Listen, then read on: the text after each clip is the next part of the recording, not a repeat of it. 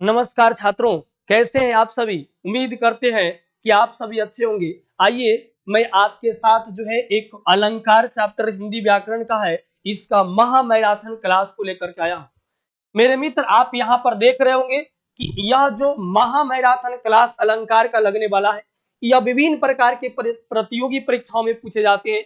जैसे आप कभी बिहार एसएससी की तैयारी करते हो या डीएलएड के एंट्रेंस एग्जाम में बैठना चाहते हो, तो मेरे मित्र उसके लिए रामबाण साबित होगा।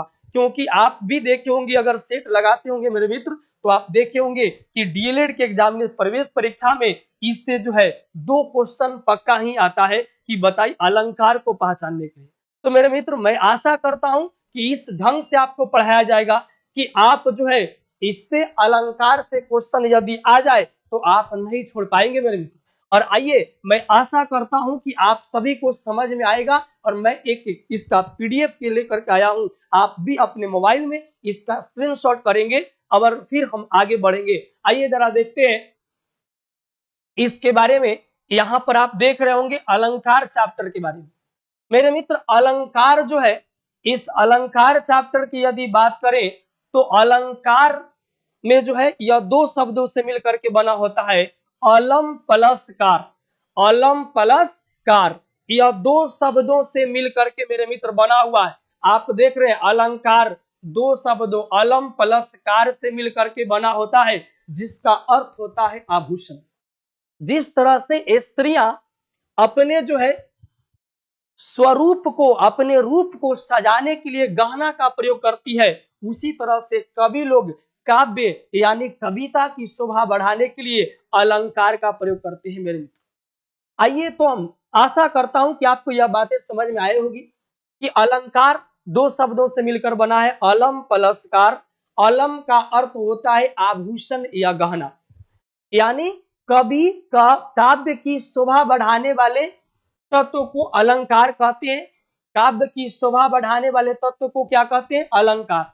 यानी कवि लोग अलंकार का इस्तेमाल काव्य की शोभा बढ़ाने के लिए करते हैं। मेरे मित्रों, आइए हम बातें करते हैं कि अलंकार कितने प्रकार के होते हैं। अलंकार कितने प्रकार के होते हैं, इसकी चर्चा हम इसमें करने वाले हैं। तो आप देख रहे होंगे कि अलंकार जो होता है यह 3 प्रकार का होता है। अलंकार कितने प्रकार के? 3 प्रकार के होते हैं। अलंकार 3 प्रकार का होता है। जैसे इसमें आप देखेंगे कि पहला है शब्दालंकार, दूसरा है अर्थालंकार और तीसरा है उभयालंकार। यानी कहने का मतलब है मेरे मित्र कि शब्द के आधार पर शब्दालंकार को, अर्थ के आधार पर अर्थालंकार को, और ये दोनों जिसमें शब्द और अर्थ दोनों आए वह उभयालंकार होता है। जो शब्द और अर्थ दोनों के आधार पर बांटे गए उसको उभयालंकार के नाम दिया गया। आइए हम आशा करते हैं कि यह बातें आपको समझ में आएगी। यह बातें आपको जो है समझ में आएगी मेरे मित्र। देखेंगे यहां पर कि अलंकार के विभिन्न प्रकार, जो शब्दालंकार, अर्थालंकार, उभयालंकार है, इन सब को भी कई भागों में बांटा गया है। जैसे आप यहां पर देखेंगे, यहां पर आप देखेंगे कि अलंकार जो है, यहां पर आप देखेंगे क्या कि अलंकार को कई भागों में बांटा गया है। इसमें से कुछ जो आपके एग्जाम के से संबंधित है, जहां से क्वेश्चन आते हैं, मैंने उसी के अकॉर्डिंग इसको फ्रेम किया है। जैसे आप यहां पर देख रहे होंगे मेरे मित्र कि अलंकार में जो है शब्दा अलंकार जो है इसको 3 भाग में बांटा गया, अनुप्रास, यमक, अवरश्लेष। अनुप्रास, यमक, अवरश्लेष। जबकि यहां पर आप देख रहे होंगे कि अर्थालंकार को 4 भागों में बांटा गया, उपमा अलंकार, रूपक अलंकार, उत्प्रेक्षा अलंकार और मानवीयकरण अलंकार। अब मानवीयकरण अलंकार, इसके बाद आप यहां पर देख रहे होंगे कि उभयालंकार। उभयालंकार को भी 2 भागों में बांटा गया, एक है संसृष्टि और दूसरा है संकर। एक है संसृष्टि और दूसरा क्या है? संकर।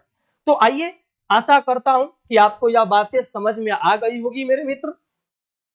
और कहा जाता है कि चांदनी रात में बरसात बुरी लगती है, दिल में दर्द हो तो हर बात बुरी लगती है, तुम मुझसे ना मिलो तो कोई बात नहीं, पर गैरों से तेरी मुलाकात बुरी लगती है। आइए हम थोड़ा सा बीच में आपको एंटरटेनमेंट कराते रहेंगे साथियों, और देखेंगे जरा आप इसको तो यहाँ पर इन बातों को आप समझ पाएंगे कि अलंकार को जो है इसको कई भागों में बांटा गया है, और यहाँ पर फिर चर्चा करते हैं, एक एक भाग को हम लोग पढ़ने वाले हैं। यहाँ पर आप देख रहे होंगे कि पहला शब्द अलंकार का एक प्रकार है, शब्द अलंकार का एक प्रकार है अनुप्रास। शब्द अलंकार का एक प्रकार है अनुप्रास, जिसकी हम लोग चर्चा इस वीडियो में करने वाले हैं।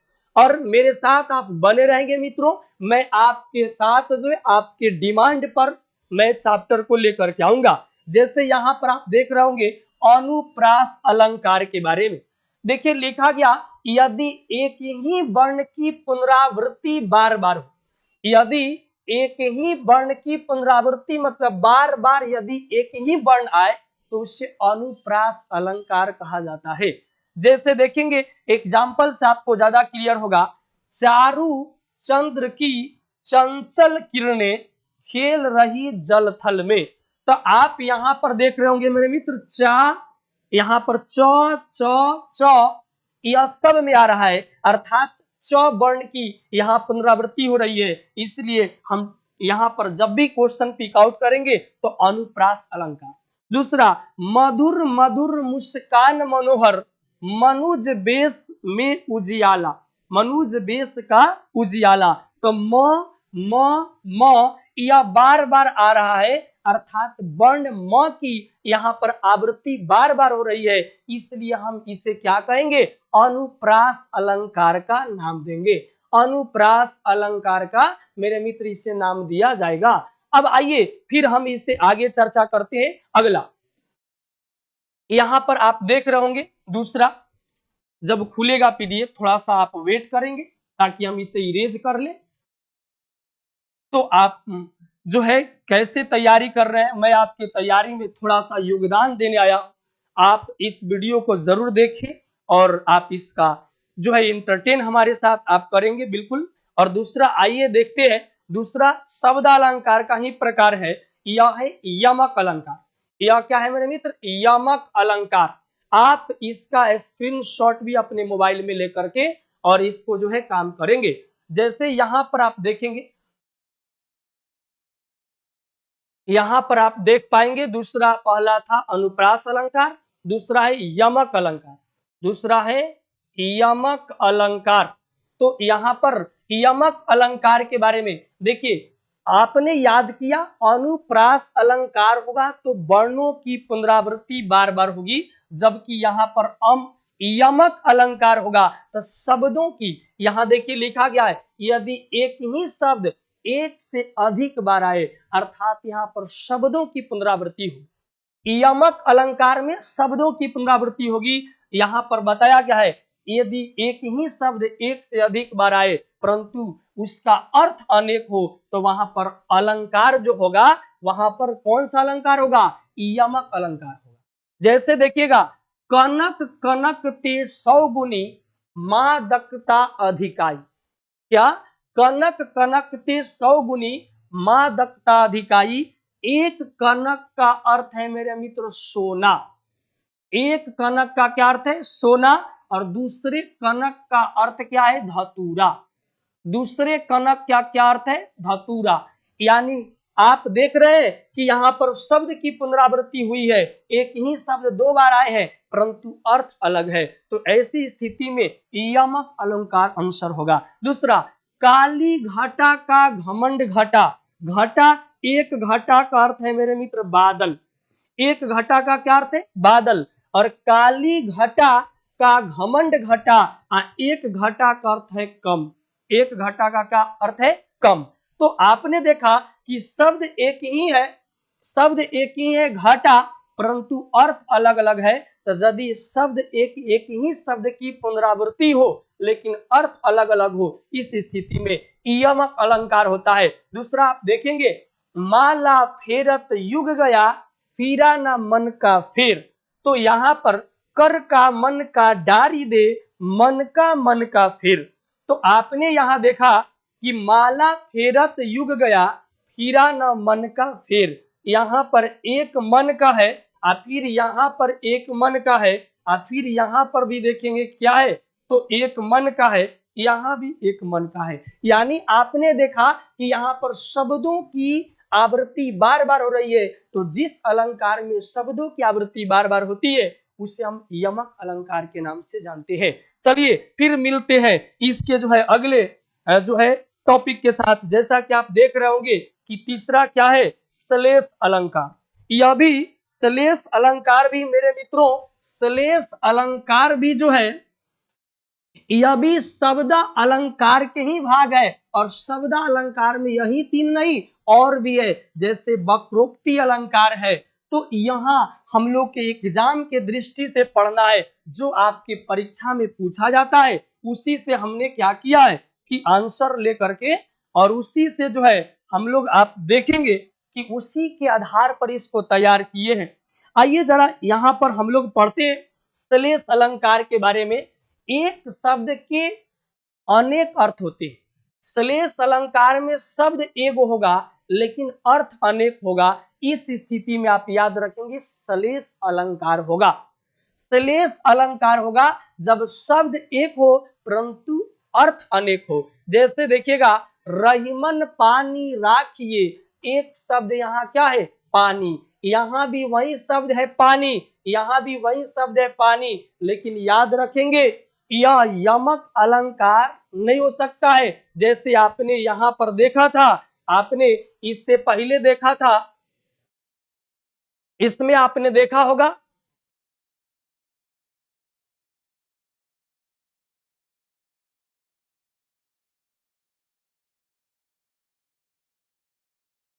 यहाँ आपने देखा था यमक अलंकार। उस तरह से मेरे मित्र यहाँ पर आप देखेंगे कि यहाँ जो है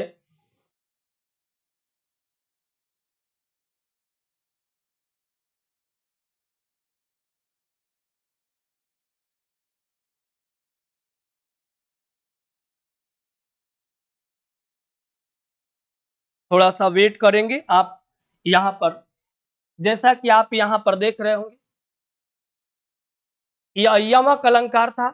आगे हम लोग को यहाँ पर श्लेष अलंकार था, तो श्लेष अलंकार में ही हम लोग थे मेरे मित्र। आइए यहाँ पर जैसा आप देख रहे होंगे कि श्लेष अलंकार में यहाँ पर पानी पानी बार बार शब्द एक ही आ रहा है, लेकिन हमने कहा कि यहाँ शब्द की पुनरावृत्ति हो लेकिन अर्थ अलग अलग होगा, तो वहां पर यमक अलंकार होता है। लेकिन यहाँ देखेंगे क्या लिखा, एक शब्द के अनेक अर्थ होते हैं। यहाँ रहीमन पानी राखिए, बिन पानी सब सून, पानी गए न उबरे, मोती मानुष चून। यहाँ पर पानी का अर्थ मेरे मित्र लिखा गया है कि पानी का अर्थ विनम्रता या इज्जत से, और दूसरा पानी का अर्थ क्या है, चमक से है। यानी कहने का मतलब रहीमन पानी राखिए, बिन पानी सब सुन। कहने का मतलब रहीम कवि कहते हैं कि यदि व्यक्ति के पास अगर उस व्यक्ति का इज्जत चली जाए तो व्यक्ति जो है इस संसार में उसका कोई मूल्य नहीं है। रहीमन पानी राखिए, बिन पानी सब सुन। यानी अगर इज्जत प्रतिष्ठा आपका नहीं है तो आपका कोई समाज में वैल्यू नहीं है। फिर देखिए लिखा गया, पानी गए न उबरे, मोती मानुष सुन। मेरे मित्र यहाँ पर पानी का अर्थ चमक से है, क्योंकि आप याद रखेंगे कि अगर कोई मोती कितना भी महंगा क्यों ना हो लेकिन उसमें चमक नहीं है तो मेरे मित्र उसका कोई वैल्यू नहीं है। उसी तरह से इंसान का है, अगर इंसान में इज्जत नहीं है तो उसका कोई वैल्यू नहीं है। तो आपने देखा कि पानी शब्द तो एक ही है लेकिन अर्थ अलग अलग है। इस स्थिति में श्लेष अलंकार होगा मेरे मित्र, इस स्थिति में श्लेष अलंकार होगा। आइए हम आगे बढ़ते हैं। थोड़ा सा मच्छर जो है स्टूडियो में घुस गए हैं, जिसके चलते हमारी फंक्शन को गड़बड़ कर दे रहे हैं, और बिल्कुल आप हमारे साथ वेट करेंगे क्योंकि वन शॉर्ट वीडियो में ही हम आपको जो है अलंकार को समाप्त करने वाले हैं। जैसे आप यहाँ पर आप देखेंगे अर्था अलंकार आ गया, क्या बात है। अर्था अलंकार में मेरे मित्र यहाँ पर आप देख रहे होंगे कि अर्था अलंकार है। इस स्थिति में बताया गया अर्था अलंकार में उपमा अलंकार पहला है। अर्था अलंकार में पहला है उपमा अलंकार। तो आप देख रहे होंगे कि जब पंक्ति में यानी कोई कविता की पंक्ति दिया हो उसमें योजक चिन्ह यहाँ है, इस तरह के चिन्ह को बोलते हैं योजक चिन्ह, या इसी को बोलते हैं हाइपन।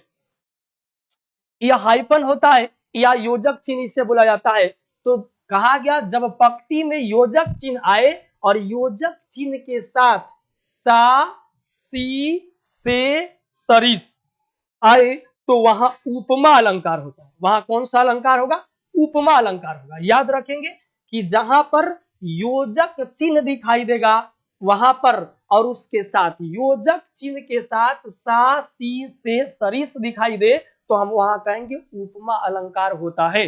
जैसे मुख चंद्रमा सा सुंदर है, तो देखिए मुख चंद्रमा सा योजक चिन्ह भी दिखा और सा भी दिखा तो सीधे आप इसे पिक आउट करेंगे, उपमा अलंकार होगा। क्या होगा? उपमा अलंकार होगा। लेकिन इसका अर्थ क्या होगा? मुख चंद्रमा सा सुंदर है, इसका मतलब मुख चंद्रमा के समान सुंदर है। चंद्रमा नहीं है लेकिन चंद्रमा के समान है। उसके बाद यहां पर बताया गया कर कमल सा कोमल है। कर मतलब मेरे मित्र हाथ, हाथ कमल के समान कोमल है। यहाँ पर बताया गया, आप इसके अर्थ पहचाने या ना पहचाने लेकिन देख रहे होंगे कि यहाँ पर योजक चिन्ह है और साथ में सा जुड़ा है, इसे पिक आउट करेंगे उपमा अलंकार। आइए आगे बढ़ते हैं। होप करते हैं कि आपको यह बातें समझ में आ गई होगी। आपको यह बातें मेरे मित्र समझ में आ गई होगी और इसलिए हम लोग बिल्कुल आप हमारे साथ बने रहे मेरे मित्र, क्योंकि लगन से ही सब कुछ मिलती है। तो आइए हम आगे बढ़ते हैं। आपके जज्बा को मैं सलाम करता हूं क्योंकि आप हमारे साथ इस वीडियो के साथ जो है इतना देर तक बने रहे। और यहाँ पर आप देखेंगे जैसा यहाँ पर दूसरा है अर्थालंकार में, दूसरा है रूपक अलंकार मेरे मित्र। यहाँ पर आप देखेंगे कि अर्थालंकार में दूसरा क्या है?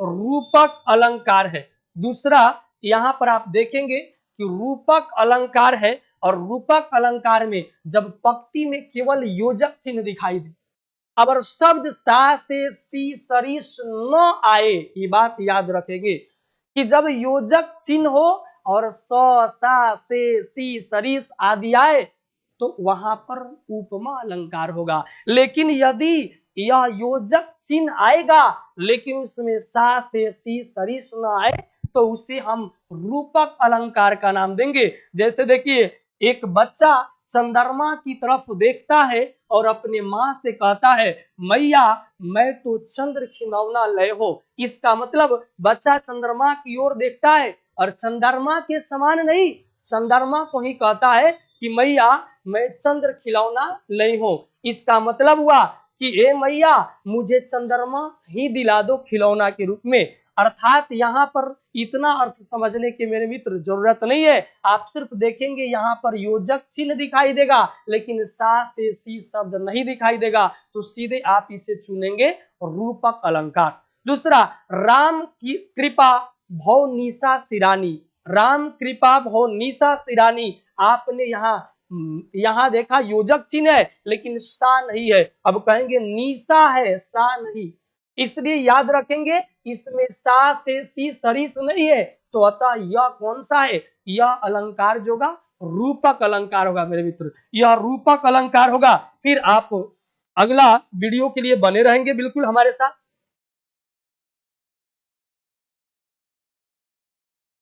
यहां पर आप देख रहे होंगे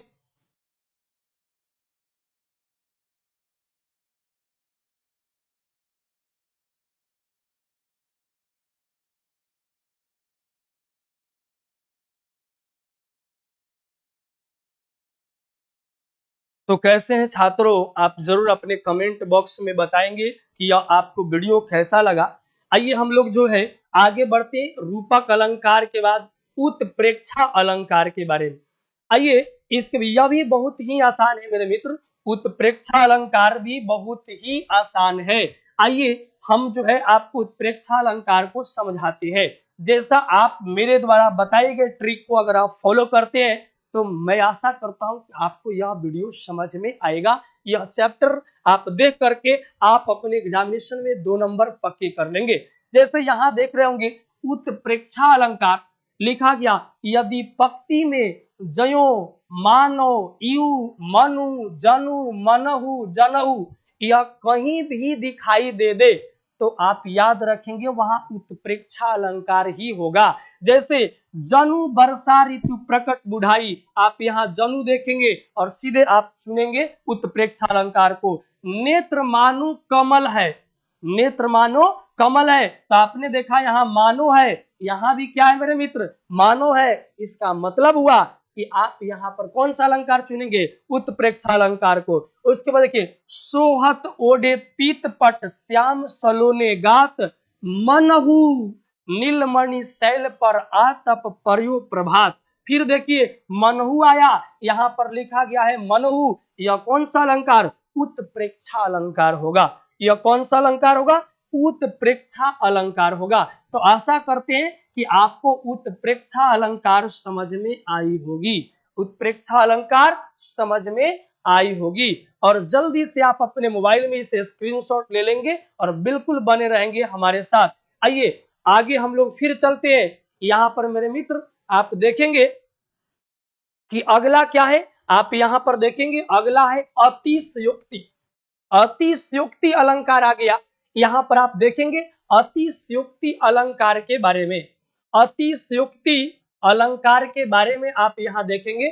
यहाँ पर मेरे मित्र बताया गया है कि जहां किसी के गुण या स्थिति को बढ़ा चढ़ा कर दिखाया जाए वहां अतिशयोक्ति अलंकार होता है। जैसे देखिएगा, जब भी कभी किसी व्यक्ति के गुण को बढ़ा चढ़ा कर कहा जाए वहां पर अतिशयोक्ति अलंकार होगा। जैसे देखिएगा यहाँ बताया गया, आगे नदियां पड़ी अपार, घोड़ा कैसे उतरे पार, राणा ने